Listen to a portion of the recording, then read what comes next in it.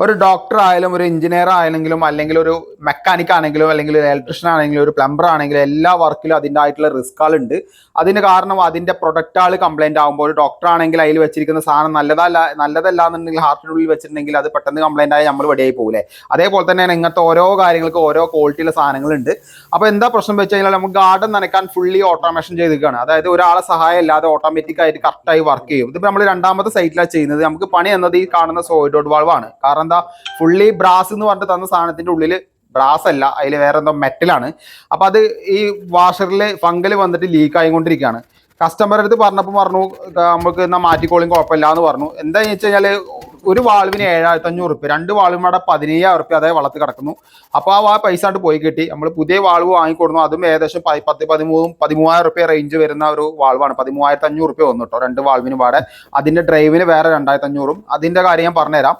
കാരണം ഈ കാണുന്ന ജർമ്മൻ കമ്പനി 100 എന്ന് പറഞ്ഞ മോഡലാണ്. ഇതിന്റെ എല്ലാ പാർട്സും നമുക്ക് സെപ്പറേറ്റ് ആയിട്ട് വാങ്ങാൻ കിട്ടും. കാരണം ഇപ്പോൾ പലരും ചോദിക്കും നിനക്ക് ഇത് ആദ്യം വെച്ചുകൂടെ എന്ന് ചോദിക്കും. കാരണം ഈ സാധനം ഞങ്ങൾക്ക് എവിടുന്നാ കിട്ടുകയെന്ന് അറിയണ്ടായിരുന്നില്ല. അത് മാത്രമല്ല, ആദ്യം ഞങ്ങൾ ഈ 1 കൊല്ലം മുമ്പ് ചെയ്ത വർക്കാണ്. അപ്പോൾ അതിന് ബ്രാസ് ആയതുകൊണ്ടാണ് ഞങ്ങൾ ഇത് വാങ്ങിയത്. പക്ഷെ ഇങ്ങനെ ഒരു അക്കടി പറ്റുമെന്ന് നമുക്ക് അറിയണ്ടായിരുന്നില്ല കേട്ടോ. എന്തായാലും നമ്മളിപ്പോൾ വെക്കുന്ന സൈറ്റിൽ ഇനി എന്തായാലും ധൈര്യത്തിൽ നിങ്ങൾ ഈ ഏത് സൈറ്റ് ആണെങ്കിലും 100 പറഞ്ഞ മോഡലിൽ വെച്ചിട്ടാണെങ്കിൽ യാതൊരു കംപ്ലൈൻറ്റും ഇല്ല. അതിന്റെ പാനലാണ് വരുന്നത് കേട്ടോ.